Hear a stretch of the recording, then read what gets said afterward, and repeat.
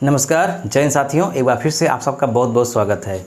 Ward member यानी कि ग्राम panchayat, ward member का चुनाव कैसे होता है, कैसे इनका शपथ ग्रहण होता है, कितने समय के लिए ये इनका कार्यकाल होता है और कब इनको पद से हटाया जा सकता है या इस्तीफ़ा देने के बाद जो वार्ड मेंबर का स्थान खाली होता है उसके लिए क्या प्रक्रिया है, नया चुनाव होता है या वो खाली ही रह जाता है, वार्ड मेंबर के क्या क्या कार्य होते हैं, ये सब कुछ आज हम इस वीडियो में डिस्कस करेंगे। आप इस वीडियो को पूरा देखिएगा। वार्ड मेंबर भारत का सबसे छोटा लोकतांत्रिक चुनाव है। यहीं से शुरुआत होती है। लोकतंत्र का वास्तविक चुनाव होता है वार्ड मेंबर। वार्ड मेंबर के जो सदस्य होते हैं, जो चुन करके आते हैं, उनको जितने लोग वोटिंग करते हैं पर्सनली जानते हैं। इसके अलावा अन्य कोई भी चुनाव में जो कैंडिडेट जीत करके आता है उसको उतना नहीं जानते लोग जितना कि एक वार्ड मेंबर को जानते हैं, क्योंकि यह एक ही उसी मोहल्ले का होता है जिस मोहल्ले के लोग इसको चुनते हैं। तो ये वार्ड मेंबर का चुनाव एक लोकतांत्रिक चुनाव है और पहला चुनाव है, प्रथम सीढ़ी का चुनाव है। इसके बारे में हम आपको विस्तार से बताएंगे। चलिए शुरुआत करते हैं। सबसे पहले हम देखते हैं कि वार्ड मेंबर क्या होते हैं, इनकी क्या भूमिका होती है। जैसा कि आप जानते हैं कि हमारे यहाँ जो प्रधान होते हैं सरपंच गांव में, उनके सहयोगी प्रधान के क्या होते हैं, सहयोगी। प्रधान को सुझाव देने के लिए, प्रधान को समर्थन देने के लिए, प्रधान को गाइड करने के लिए सहयोगी के रूप में होते हैं वार्ड मेंबर। दरअसल एक गांव जो होता है वो बड़ा गांव होता है, उसमें कम से कम 1000 या फिर इससे ज़्यादा लोग होते हैं। तो इस पूरे गांव को हम कई मोहल्लों में, मतलब छोटे छोटे मोहल्लों में बांट सकते हैं। इन्हीं मोहल्लों को जो इसकी भाषा में है, पंचायती राज व्यवस्था की भाषा में, इसको वार्ड मेंबर बोलते हैं। यानी ये एक वार्ड है, एक वार्ड, ये मान लीजिए दूसरा वार्ड, ये तीसरा वार्ड, ये चौथा वार्ड और ये पांचवा वार्ड, इसी तरह से वार्ड है। तो एक मोहल्ला कह सकते हैं और उसमें कुछ सौ लोगों की संख्या होती है। तो उसी मोहल्ले में जैसे मान लीजिए एक ए नाम का मोहल्ला है, ये बी है, ये सी है, ये डी है और ये ई है। तो इस मोहल्ले के जो भी लोग हैं इस वार्ड में, जिनका एक निर्वाचन लिस्ट होती है उस पूरे गांव की, तो उस लिस्ट में इस वार्ड में जितने लोग हैं उन्हीं में से कोई भी एक व्यक्ति चुन करके आएगा।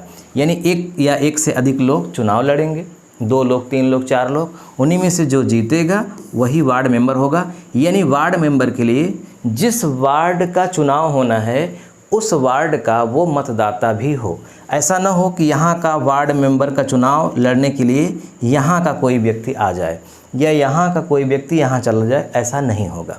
जिस वार्ड का आपको मेंबर बनना है, चुनाव लड़ना है, आपको वहाँ का मतदाता होना ज़रूरी है।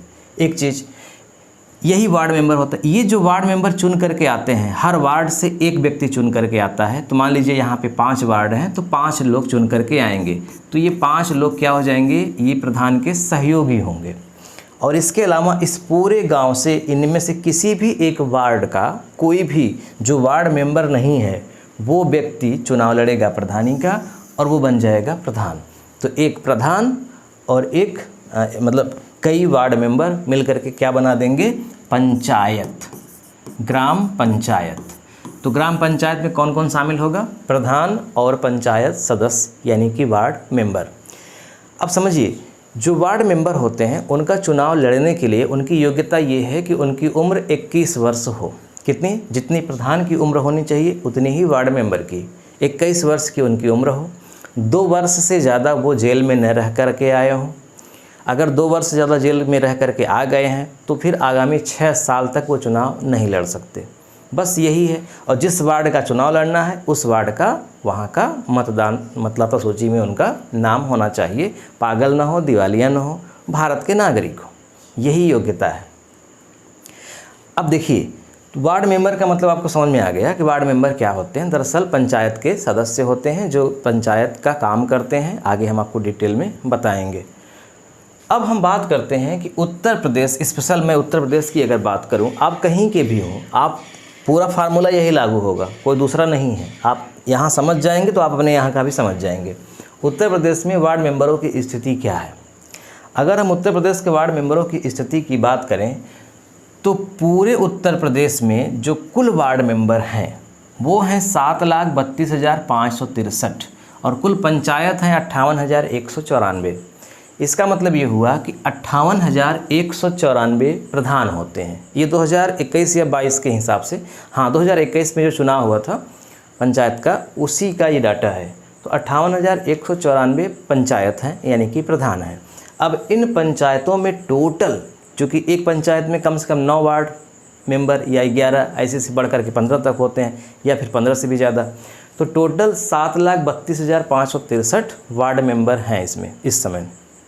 आपके मन में एक प्रश्न आ रहा होगा कि ये कह रहे हैं कि वार्ड मेंबर का चुनाव होता है, उसकी उम्र 21 वर्ष होनी चाहिए वगैरह वगैरह, लेकिन हम लोग प्रैक्टिकली तो देखते नहीं कि वार्ड मेंबर का चुनाव होता है। तो दरअसल ज़्यादातर वार्ड मेंबरों का चुनाव होता ही नहीं है, कुछ का ही होता है। मैं आपको यहीं पे एक डाटा दे देता हूँ, चलिए है नहीं, मैं आपको बताता हूँ। 7,32,563 में से एक मोटा मोटा मैं आपको अनुमान बता रहा हूँ, 3.5 लाख ऐसे लोग हैं वार्ड मेंबर के जो निर्विरोध आए हैं। निर्विरोध का मतलब होता है कि जैसे मान लीजिए कि एक गांव है, अब यहाँ मान लीजिए ये 3 वार्ड में ABC 3 वार्ड हैं। अब यहाँ से एक वार्ड मेंबर होगा, एक वार्ड मेंबर यहाँ से होगा, एक वार्ड मेंबर यहाँ से होगा। अब यहाँ पर कोई एक ही व्यक्ति खड़ा हुआ चुनाव लड़ने के लिए, और यहाँ से भी एक ही व्यक्ति खड़ा हुआ, यहाँ से भी एक ही व्यक्ति खड़ा हुआ। तो जब यहाँ से एक ही व्यक्ति खड़ा हुआ, उसके विरोध में कोई दूसरा खड़ा ही नहीं हुआ, तो यहाँ चुनाव ही नहीं होगा।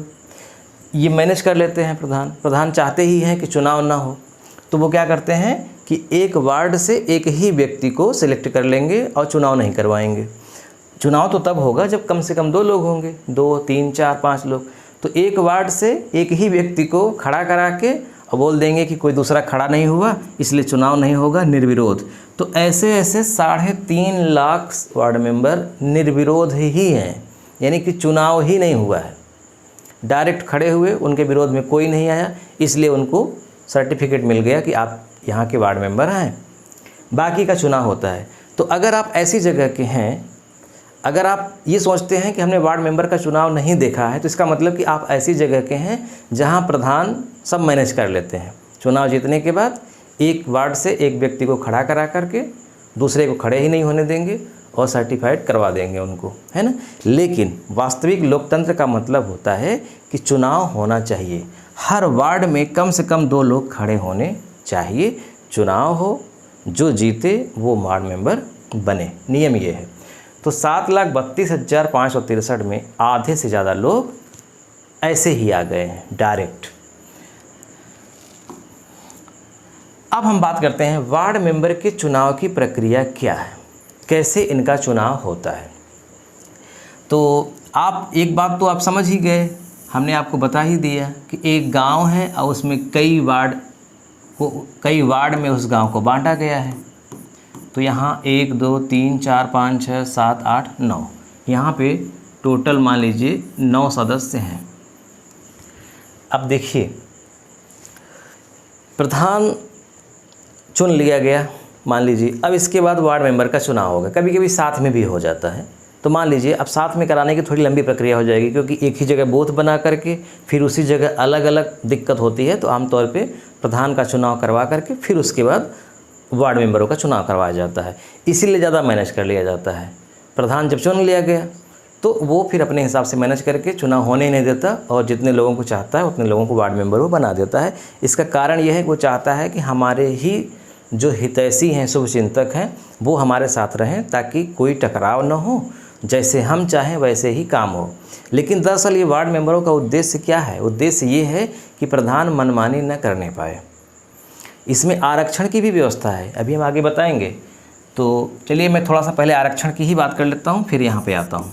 इसमें आरक्षण की व्यवस्था है। आरक्षण मतलब समझते हैं, जैसे जब इसे संवैधानिक दर्जा दिया गया 1992 में 73वें संविधान संशोधन के तहत, तो उसमें बात की गई कि महिलाओं के लिए 1/3 आरक्षण होगा, महिलाओं के लिए। इसके अलावा SC ST के लिए आरक्षण होगा, और OBC के लिए आरक्षण उस राज्य का अगर सरकार, मतलब राज्य की सरकार चाहती है तो वहाँ OBC का आरक्षण भी दिया जा सकता है। तो ज़्यादातर पंचायतों में OBC को भी आरक्षण मिलता है। तो अब मैं उत्तर प्रदेश की अगर बात करूँ तो महिला को भी आरक्षण मिल रहा है। महिला SC ST और OBC, इनको भी यानी कि 4 तरह का है, 1 2 3 4। शुरुआत में 1/3 बात की गई थी महिलाओं की, यानी अगर 3 सीट है वार्ड मेंबर की तो 1 मेंबर महिला होनी चाहिए, या यूँ कहें कि 3 बार प्रधानी का चुनाव हुआ तो कम से कम 1 बार 1 महिला जरूर चुननी चाहिए, 3 प्रधान में 1 महिला होनी चाहिए। लेकिन इसमें संशोधन कर दिया गया और वर्तमान में इसे 1/2 कर दिया गया है, यानी कि 50%। यानी अब अगर 2 प्रधान होंगे, मतलब 2 बार प्रधान होंगे तो 1 बार महिला, फिर दूसरे बार पुरुष, फिर महिला, फिर पुरुष, यानी 50% आरक्षण है। तो यहाँ पर जो वार्ड मेंबर की बात हो रही है, जैसे यहाँ पर मान लीजिए कि 9 वार्ड मेंबर इस गांव में होने हैं, तो आप समझिए कि ये जो 9 हैं ये हर वर्ग से होने चाहिए, यानी महिला भी होनी चाहिए, SC का भी होना चाहिए, अगर वहाँ ST जनसंख्या है यानी जनजाति है तो वो भी होना चाहिए, अगर जनजाति नहीं है तो कोई बात नहीं, OBC है तो वो भी होने चाहिए। और ये अपने परसेंटेज के अनुसार, जैसे मान लीजिए कि OBC हैं यहाँ पे 20%, तो 9 का 20%, 9 दूनी 18, लगभग 2 लोग, तो 2 लोग होने चाहिए क्या, OBC अदर बैकवर्ड क्लास, तो 1 2 ये क्या हो गए OBC। अब 50% महिला, तो 9 का 50% से थोड़ा सा कम करेंगे तो 4, यानी 1 2 3 4, तो ये 4 महिला का मतलब कि OBC में 1 महिला होनी चाहिए और 1 पुरुष, 2 सीट हो गई रिजर्व OBC के लिए। अब 50% महिलाओं के लिए, तो इसका मतलब कि 1 महिला सीट OBC और 1 पुरुष सीट OBC।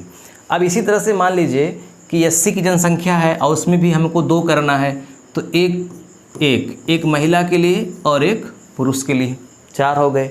फिर इसी तरह से अगर वहाँ ST की जनसंख्या है और मान लीजिए वहाँ ST के लिए भी 2 करना है, तो वो भी फिर महिला और पुरुष। और जनरल के लिए मान लीजिए 3 करना है तो 1 महिला और 2 पुरुष। तो इस तरह से 1 2 3 4 महिला हो गई और 5 पुरुष 9 वार्ड मेंबरों में। ऐसे होता है, परसेंटेज के अनुसार निकाला जाता है। उस वर्ग में आधी महिलाएं होनी चाहिए। तो पहले ये निर्धारण किया जाता है कि कितने सदस्य किस वर्ग से होंगे। इसका निर्धारण कौन करता है, जिला स्तर पर जो पंचायत राज अधिकारी होते हैं वो इसका निर्धारण करते हैं, और निर्धारण होने के बाद फिर चुनाव कराया जाता है। अब जिस वार्ड मेंबर में, मतलब जिस वार्ड में चुनाव कराना है, उस वार्ड में अगर मान लीजिए महिला सीट है, महिला करना है, तो वहाँ महिलाएं ही भाग लेंगी। अगर वो रिजर्व है, SC की है तो SC की महिलाएं, अगर जनरल हैं तो किसी भी वर्ग की महिला, और अगर आरक्षित नहीं है तो वहाँ महिला भी हो सकती है, पुरुष भी हो सकते हैं। भाई पुरुषों के लिए ज़रूरी, पुरुष जो हैं वो महिला सीट पे नहीं लड़ सकते, लेकिन महिलाएं पुरुष के सीट पे लड़ सकती हैं। यानी महिला के लिए आरक्षित, इसका मतलब केवल महिलाएं लड़ेंगी, और जो सीट आरक्षित नहीं है इसका मतलब वहाँ पुरुष और महिला दोनों लड़ सकते हैं। तो ये बात आप समझ गए कि 9 सदस्य अगर हैं या 10 सदस्य हैं, 15 सदस्य हैं, तो वो एक ही वर्ग से नहीं होंगे। उस गांव में जितने वर्ग के लोग रहते हैं, जितना परसेंटेज में, उस परसेंटेज के हिसाब से वार्ड मेंबरों का निर्धारण होगा। यहाँ धर्म के आधार पर आरक्षण नहीं मिलता कि अगर मुस्लिम हैं, सिख हैं, पारसी हैं, ऐसे नहीं। यहाँ बस SC ST OBC, क्योंकि मुस्लिम की बहुत सारी संख्या OBC में ही आती है, तो वो काउंट कर लिए जाते हैं OBC में। तो यहाँ तक बात समझ में आ गई आरक्षण की। अब देखिए, अब हम बात करते हैं वार्ड मेंबर का चुनाव कैसे होता है। तो चुनाव वैसे ही होता है जैसे प्रधान का चुनाव होता है, और चुनाव तभी होगा जब कम से कम एक वार्ड पर 1 से अधिक लोग चुनाव लड़ेंगे, 2 लोग, 3 लोग या फिर 4 लोग। और आमतौर पे वार्ड में मुश्किल से 150 या 200 इसी के आसपास मतदाता होते हैं, तो बहुत जल्दी से चुनाव हो जाता है और बहुत कम समय में फिर उसका रिजल्ट भी आ जाता है। तो जितने लोग, एक साथ चुनाव हुआ, फिर एक साथ रिजल्ट आ गया, जितने लोग चुने गए सबको एक सर्टिफिकेट दे दिया जाता है वीडियो के, यहाँ वीडियो की अध्यक्षता में DPRO ऑफिसर भी होता है वहाँ पे, और फिर शपथ ग्रहण एक साथ सबको पंचायत भवन में या फिर कहीं और बुला करके प्रधान की मौजूदगी में एक साथ शपथ ग्रहण समारोह हो जाता है, और वहीं से वो अपना काम शुरू कर देते हैं। और ये आमतौर पे जो पहली ग्राम सभा की बैठक होती है उसी में शपथ ग्रहण ये सारी चीज़ें होती हैं। यहाँ तक हो गया। वार्ड मेंबर के चुनाव की प्रक्रिया बिल्कुल प्रत्यक्ष प्रक्रिया है। प्रत्यक्ष मतलब सीधे जनता वोट करती है और वही जनता वोट करेगी जो उस वार्ड की मतदाता है। दूसरे वार्ड के मतदाता दूसरे वार्ड में नहीं जाते हैं। यानी जो व्यक्ति लड़ रहा है चुनाव वो स्वयं भी मतदाता होता है, वो स्वयं भी चुनाव में भाग लेता है, वो स्वयं भी वोट करता है। ध्यान रखिएगा, वोट करने की उम्र सिर्फ 18 वर्ष है और चुनाव लड़ने की उम्र यहाँ पे 21 वर्ष है। अब आते हैं वार्ड मेंबर का शपथ ग्रहण एवं कार्यकाल। शपथ ग्रहण तो बात हो ही गई, चुनाव जिस दिन जीतेंगे उस दिन सर्टिफिकेट मिल जाएगा और पहली ग्राम सभा की जब बैठक होगी उसी में शपथ ग्रहण होगा। एक फॉर्मेलिटी होती है, एक साथ सबको पढ़ा दिया जाता है और काम शुरू हो जाता है। इनका जो कार्यकाल है वो 5 वर्ष का होता है, यानी जो एक पंचायत का कार्यकाल 5 वर्ष का होगा और इन सबको मिलाकर पंचायत बनी ही है, तो पंचायत का कार्यकाल बराबर इनका कार्यकाल 5 वर्ष का। अब देखिए, अब एक प्रश्न यहीं पे रह गया, उसको क्लियर कर लेते हैं फिर आगे बढ़ते हैं। प्रश्न ये है कि मान लीजिए मैं एक तारीख लिख देता हूँ, 10 मई 2025 को एक पंचायत का गठन हो गया, यानी पहली ग्राम सभा की बैठक हो गई मान लीजिए। अब यहाँ पर एक प्रधान और 9 वार्ड मेंबर, टोटल 10 सदस्य हैं। 10 तारीख को पंचायत का गठन हुआ और उसके बाद अगले ही दिन या उसके अगले दिन या उसके अगले दिन या 1 महीने के अंदर एक व्यक्ति एक्सपायर हो गया, एक व्यक्ति की मृत्यु हो गई। कौन व्यक्ति? जो वार्ड मेंबर है, चाहे वो महिला हो पुरुष हो कोई भी हो, एक व्यक्ति की मृत्यु हो गई। यानी अब कितने बच रहे हैं? एक प्रधान और 8 वार्ड मेंबर। आमतौर पे अगर चाहें तो उस पूरे पंचायत को चला सकते हैं 8 वार्ड मेंबरों से भी, लेकिन समझिएगा एक दिक्कत यहाँ पे ये है टेक्निकल कि पूरे गांव को वार्ड में बांटा जाता है और कोई भी एक सदस्य मर गया या इस्तीफ़ा दे दिया या नहीं है तो उस वार्ड का व्यक्ति पंचायत में उपस्थित नहीं रहेगा, तो खाली रहेगा, तो उस वार्ड का प्रतिनिधित्व कौन करेगा? यानी वो वार्ड अवहेलना का शिकार हो जाएगा। इसलिए यहाँ पे कंपलसरी ये व्यवस्था की गई है कि अगर किसी व्यक्ति की मृत्यु हो जाती है, यानी किसी वार्ड मेंबर की मृत्यु हो जाती है या वो त्याग पत्र दे देता है, त्याग पत्र, या उसे किसी कारण से हटा दिया जाता है, बर्खास्त कर दिया जाता है। अच्छा, त्याग पत्र किसको देगा? त्याग पत्र ये प्रधान को देगा। वार्ड मेंबर अगर पद अपना त्यागना चाहते हैं तो एक लिखित पत्र लिखेंगे, स्वेच्छा से कारण बताएंगे हम क्यों त्याग पत्र देना चाहते हैं और प्रधान को त्याग पत्र देंगे। प्रधान इसकी खबर वीडियो को देगा, फिर उनका त्याग पत्र मंजूर हो जाएगा। तो या तो त्याग पत्र के माध्यम से पद खाली हो गया, या उसकी मृत्यु हो गई, या गंभीर रूप से वो बीमार हो गया और अब वो उपस्थित नहीं है काम करने के लिए। तो ऐसी हालत में जितना जल्दी हो सके उस वार्ड में फिर से चुनाव कराया जाता है। एक ही वार्ड में, ध्यान रखिएगा, बाकी तो 8 प्रेजेंट हैं, जो खाली सीट है उसी में फिर से जो संख्या थी, जैसे एसटी की संख्या थी तो एसटी, महिला थी तो महिला, जो थे ये उसी का फिर से चुनाव होगा और फिर से वो आएंगे और फिर से पूरा काम शुरू होगा यहाँ तक। अब एक चीज़ और समझिए, जब कभी प्रधान त्याग पत्र दे देता है या प्रधान को बर्खास्त कर दिया जाता है या प्रधान अविश्वास प्रस्ताव के माध्यम से हट जाता है तो सिर्फ प्रधान हटता है, वार्ड मेंबर नहीं, वार्ड मेंबर बने रहते हैं।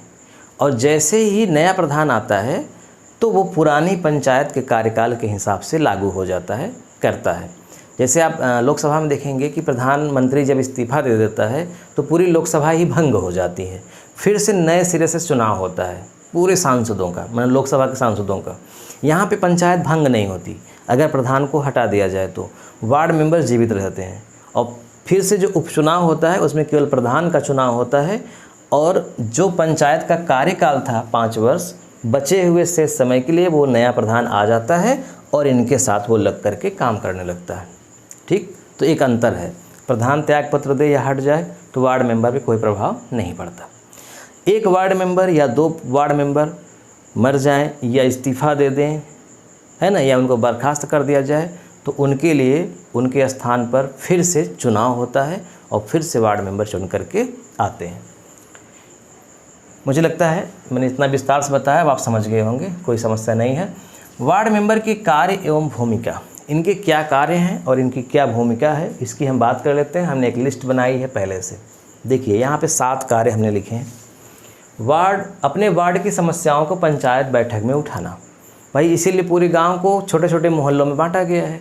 एक व्यक्ति अपने मोहल्ले का प्रतिनिधित्व कर रहा है, तो उसके मोहल्ले में जो समस्या है, पानी की समस्या है, लाइट की समस्या है, नाली की समस्या है, किसी की भी समस्या है जो पंचायत से हल हो सकता है, जो 29 विषय पंचायत में हैं, उससे संबंधित कोई भी समस्या है, तो जब आम सभा होती है, बैठक होती है, तो उसमें वो बात अपने रखता है कि हमारे मोहल्ले में ये समस्या है, ये काम होना चाहिए। तो पहला, अपने वार्ड की समस्याओं को पंचायत बैठक में उठाना। दूसरा, गांव में विकास योजनाओं की निगरानी करना, जैसे नाली, खड़ंजा, सड़क और बिजली। इसके अलावा प्रधान के गलत निर्णय का विरोध करना और प्रस्ताव पास रद्द करना।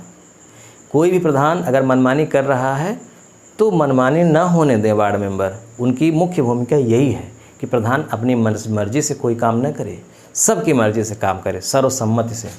गांव के गरीबों को सरकारी योजनाओं से जोड़ना, जैसे शौचालय, आवास, वृद्धा पेंशन। ग्राम सभा की बैठकों में जनता की बात रखना।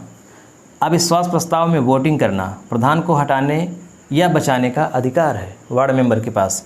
जनता और प्रशासन के बीच पुल का काम करता है। जनता की बात और जो हमारा प्रशासन है, शासन है, उसके बीच पुल का काम, मतलब एक मीडिएटर का काम करता है, एक मैसेंजर का काम करता है। जनता की समस्याओं को सुनता है और शासन के पास पहुंचाता है। इसीलिए जो वार्ड मेंबर होते हैं, ये जो वार्ड मेंबर हैं, वार्ड मेंबर, इनका जो चुनाव है, दरअसल वो वास्तविक लोकतंत्र का चुनाव है। आप किसी सांसद को चुनेंगे ना, आप पूरी तरह से उसको नहीं जानते होंगे। विधायक को भी आप पूरी तरह से नहीं जानते होंगे। यहाँ तक कि आपके गांव में जो प्रधान है, हो सकता है आप उसको भी पूरी तरह से न जानते होंगे, क्योंकि बड़ा गांव है। लेकिन आप अपने मोहल्ले में जिस वार्ड में रहते हैं, शायद अगर एक जागरूक, थोड़े बहुत भी जागरूक व्यक्ति हैं, तो अपने मोहल्ले के हर व्यक्ति को पर्सनली जानते होंगे अच्छे से। इसलिए आपको अच्छे से पता है कि अगर 2 लोग चुनाव लड़ रहे हैं, 3 लोग, तो उसमें बेहतर कौन है, बहुत अच्छे से आप निर्णय कर पाएंगे। इसलिए उसमें जो जीत करके आएगा वो वास्तव में जनता की पसंद होगी, अपने मोहल्ले की। तो ये भारत का सबसे पहली सीढ़ी का वास्तविक लोकतंत्र का चुनाव है वार्ड मेंबर का। तो वार्ड मेंबर के काम आपने देख लिए, क्या इनकी भूमिका है, बस यहीं तक तो है ही। तो हमने इस वीडियो में क्या देखा, वार्ड मेंबर क्या होते हैं, इनकी क्या भूमिका है, इनके क्या कार्य हैं, कैसे इनका चुनाव होता है, कैसे इन्हें पद से हटाया जा सकता है, कैसे इनका इस्तीफा होता है, क्या इनका कार्यकाल है, वगैरह वगैरह।